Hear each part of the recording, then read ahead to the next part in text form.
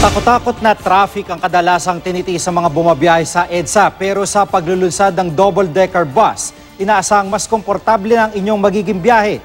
Maluwag na, may TV at Wi-Fi pa. Mula sa loob mismo ng double-decker bus, si Mark Zambrano may paandar. Mark?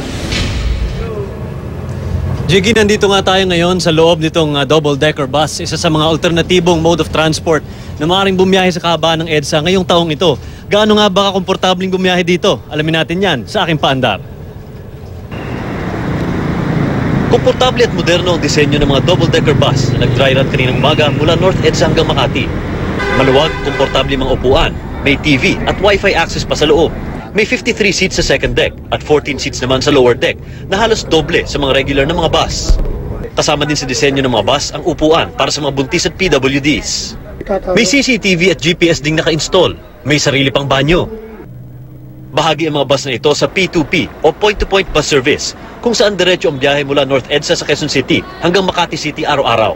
Layunin ng point-to-point bus system na bawasan ng mga pasaherong sumasakay sa MRT at pati na rin mga pribadong sasakyan na bumabiyahe araw-araw sa EDSA. Ayon sa LTFRB, kada 30 minuto ay may bus na aalis at 55 pesos ang bayad kada biyahe.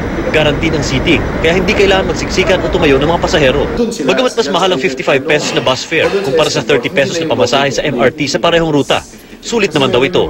Ang kagandahan nito is during that 1 hour trip or 1 hour and 15 minutes, you can really relax on your trip at hindi ka haras. So this is an alternative transportation para sa ating mga kababayan who are going to Makati every day as workers, professionals, or students.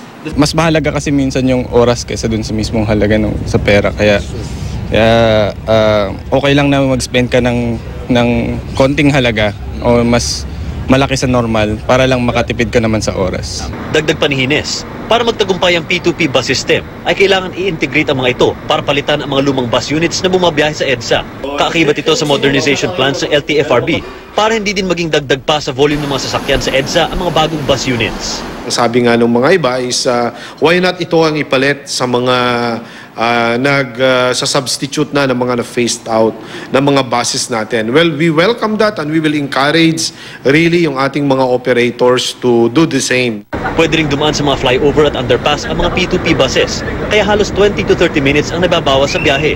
Sa January 15 ay tatanggap na ng mga letter of interest ng LTFRB mula sa mga operator na interesadong gumamit ng mga bagong bus. Maaring isama na dyan ang mga biyaheng Fairview to Makati, Fairview to Ortigas, Katipunan to Makati, Eastwood to Makati, Mandaluyong to Makati, Alabang to Makati, Alabang to Ortigas at North EDSA to Ortigas.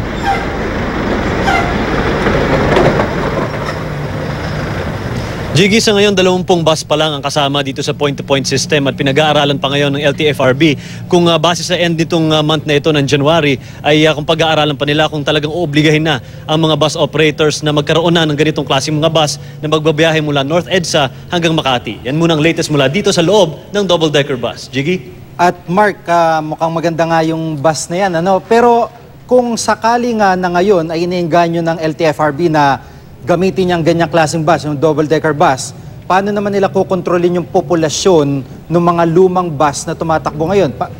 I-face out ba agad nila o paano plano nila doon? Jiggy, base nga doon sa pag-uusap natin sa LTFRB, meron silang 15 years, kasama yan doon sa modernization plan, na 15 years and below lang ay kailangan ng i-phase out yung mga lumang bus. So pinag-aaralan nila ngayon kung posibleng etong mga ganitong klaseng bus nang ipapalit doon sa mga ma-phase out ng mga units sa mga bus operators. So malaking bagay yan, kasi nga marami nagtatanong kung baka dagdag pa sa traffic etong mga bagong modernong mga bus na ito. Pero posibleng nga itong ipapalit doon sa mga units na ma-phase out, Jiggy. Maraming salamat, Mark Zambrano, at sa iyong paandar.